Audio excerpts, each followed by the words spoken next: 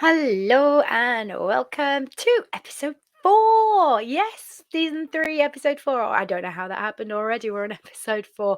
It's Vicky Midwood here, your host, and today I'm talking about what we resist persists.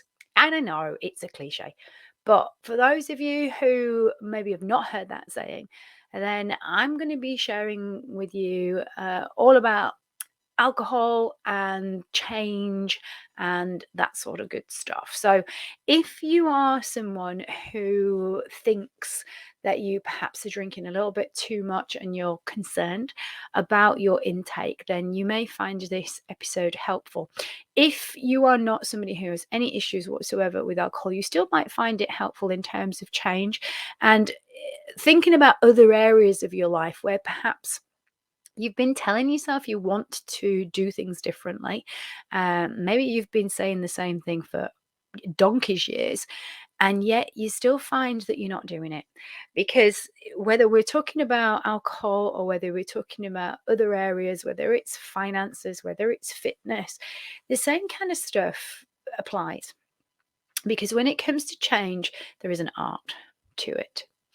And when we understand the acronym, which is art, you can see why oftentimes we don't want to actually do what we say we're going to do because it feels uncomfortable.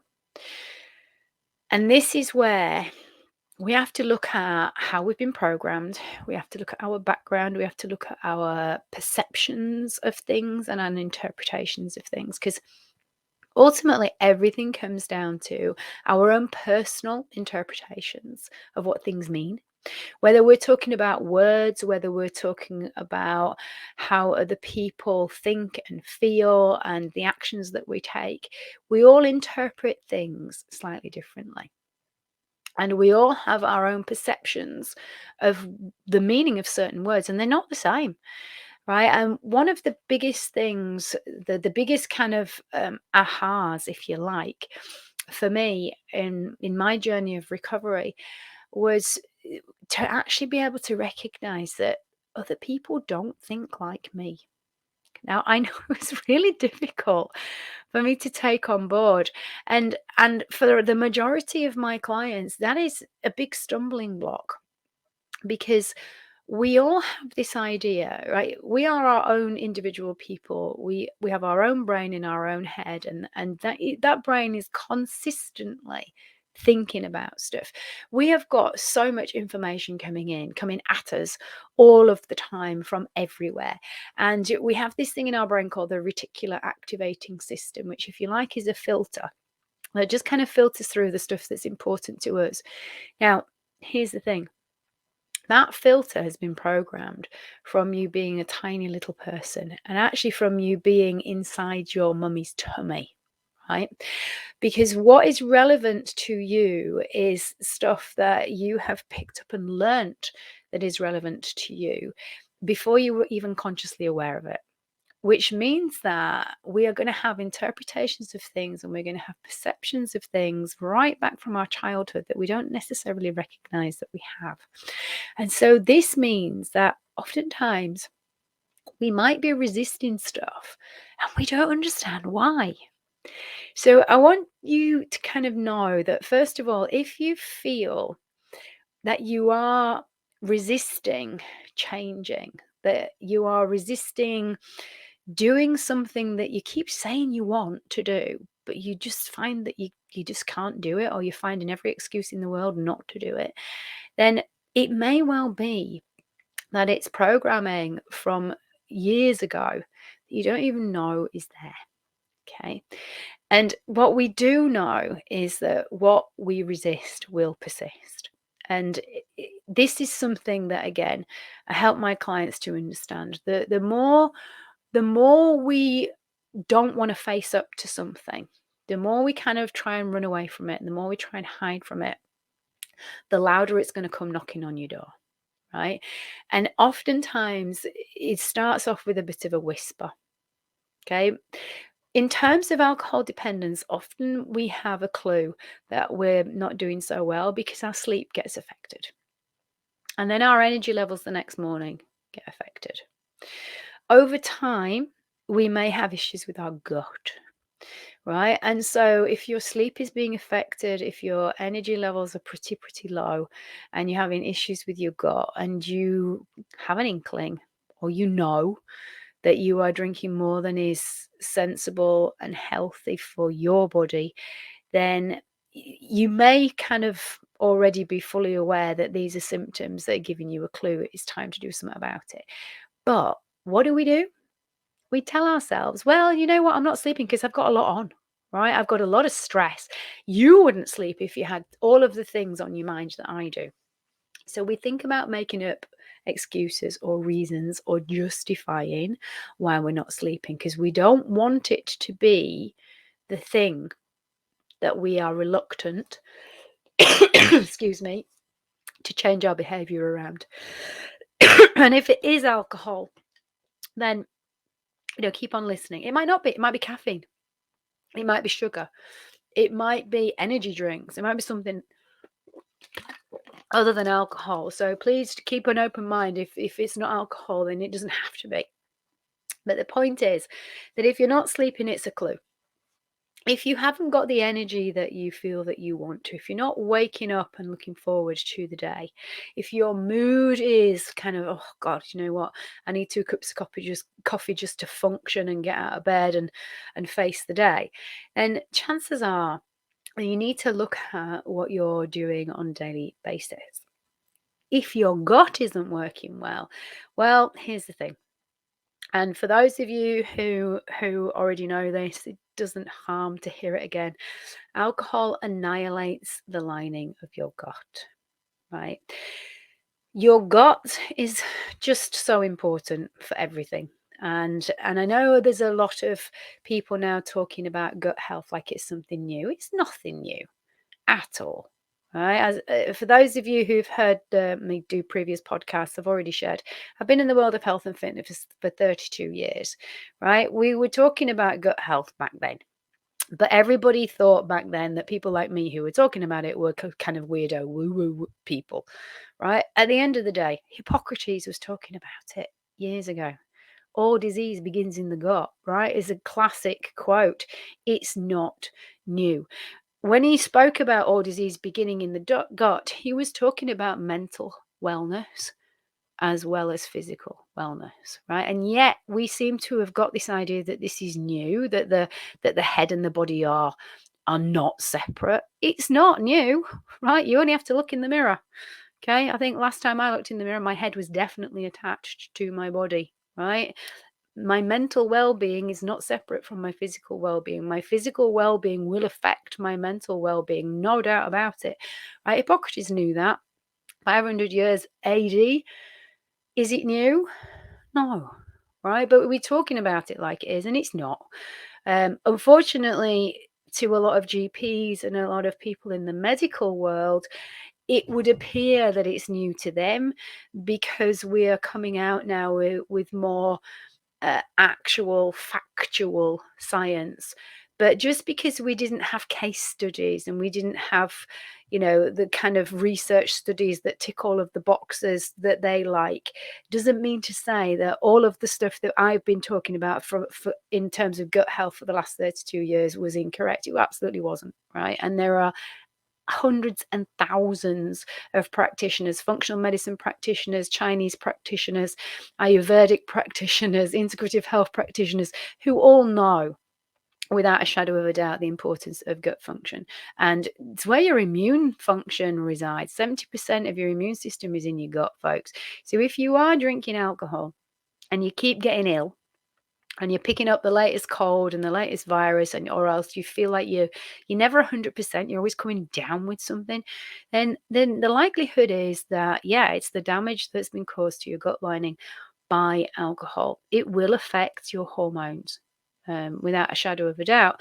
Again, hormones made in the gut, the liver function, it plays a massive role in the production of hormones, all hormones. So when we talk hormones, just as an aside, folks, I'm not just talking about your sex hormones, right? Every single thing that happens in your body, right, is orchestrated by messengers. And messengers are hormones.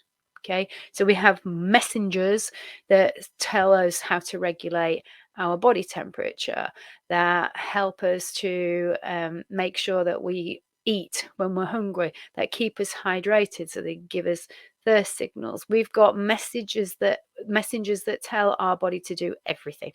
Right? If you're cold, you will put an extra layer of clothing on. If you're too hot, you'll take it off. If you're thirsty, you'll have a drink of water. Every single thing that your body is able to do is because of hormones, is because of messengers, right? That talk, right? From your nervous system, your brain, your gut, your liver, your heart, your lungs, your limbs, everything. Okay. So when it comes to our alcohol intake, does that mean that our mood will be affected? Yes. Will it affect anxiety? Massively. Okay. So for people who are drinking because they believe that it calms them down and helps them to relax, well, a small amount might do for a short period of time. But if you continue to keep on drinking, then you will end up being more and more and more anxious. Okay. And then we fall into this crazy cycle of, oh, feel more anxious, so I'll have a drink, it will calm me down. And actually, that is not what is happening, right? It's making you more anxious as a result.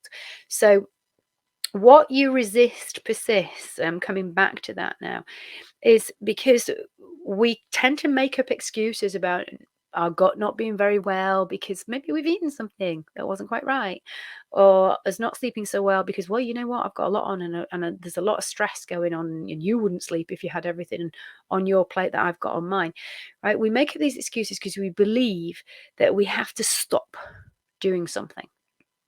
And this is what I want you to kind of take on board. Right? If you're going to make changes, it doesn't mean that you have to just stop doing something that you believe you enjoy. And for a lot of people, drinking is something that they enjoy. And just because I don't drink, and I haven't had a drink for over 17 years, I'm in my 18th year now, it doesn't mean to say that I am totally anti alcohol, right? I don't smoke either. But I'm not totally anti-smoking. I don't like it. I think it stinks. I think it makes people's breath smell and hair smell and clothes smell like an ashtray, right? But I'm not one of these warriors that is going around and tell you what you should and shouldn't do, because it is your life and it is your body and it is your choice. However, if you know that it's causing you problems and you are resistant to doing something about it, usually it's because you've got some very limiting and false beliefs, usually based on myths, running through your head. So, what I want to do is help you to understand that the more you resist doing something that your body and your brain want you to do, then the louder are going to be the messages and the signals that you need to do something about it. In other words, the more resistance you put up, the more persistent your body is going to be until it gets what ideally it wants. Now, for some people, it can be a bit drastic, right? In my case, it definitely was. So my body was telling me, it was giving me so many signals that I needed to look at what I was doing in terms of my drinking. But the honest truth was, I was resisting at every single level because I didn't know how I could live without alcohol. And so I went straight to, I have to stop, right? That needs to be the only thing. And for me, I tried to cut down. I absolutely had. I tried a million times to cut down, and I promised myself that today I would have less, right? Today it would only be, I won't give, oh, I'm not going to go into the actual amounts that I drank because I don't want anybody kind of using it as some kind of comparison. But you know, I would cut down on the amount of wine I had, or I cut down on the amount of beers that I had, and maybe I did for a day or two, but then it would soon escalate back up. And what was my norm over time got higher and higher and higher and higher. And if you've got a dependence with alcohol, that's how it begins, right? Nobody sets out to become dependent on alcohol. Nobody sets out to become dependent on caffeine or energy drinks or diet drinks, because they are like pretty darn addictive, and they're meant to be, right? The manufacturers want you to keep on drinking them so you buy more, makes them more profit. Right, but no one sets out to become addicted, right?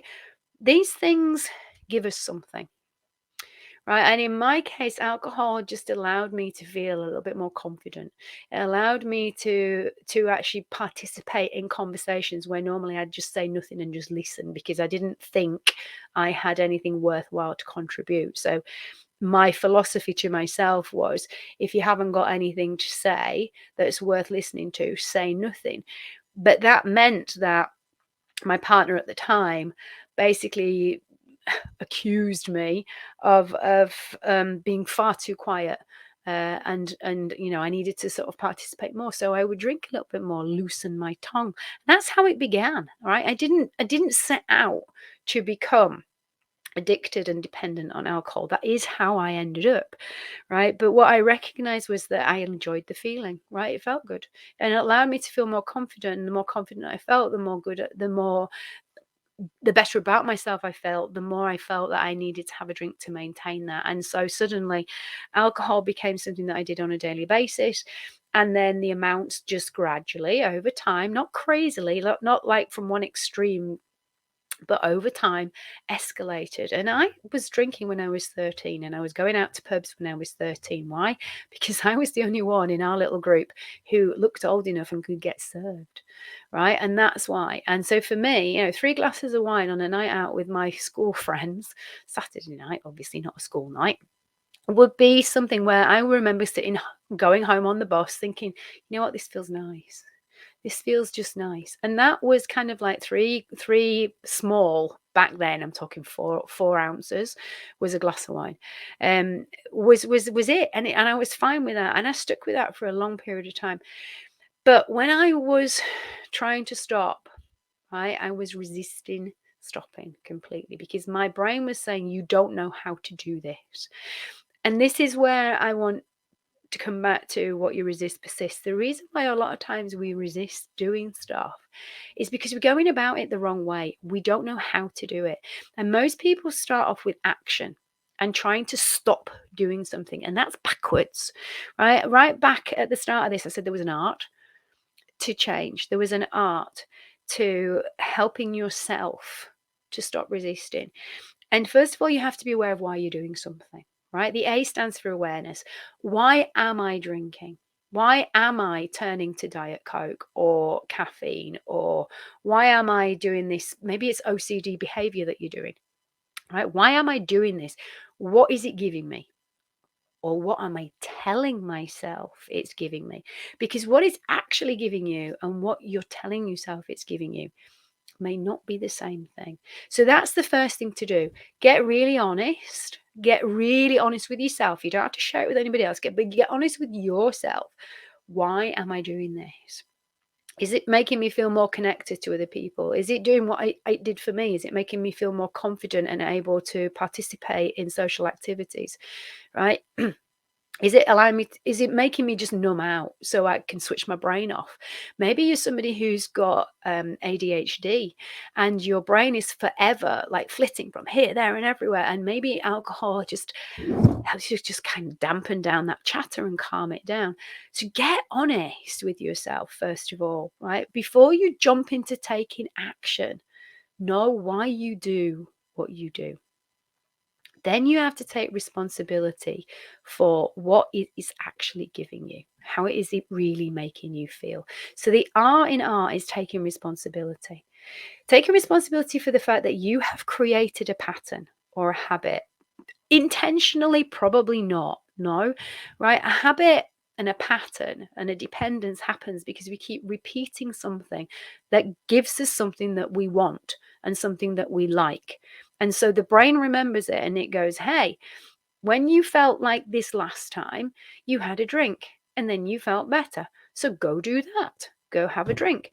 And that's how it begins, right? As I said, no one sets off to become dependent on anything.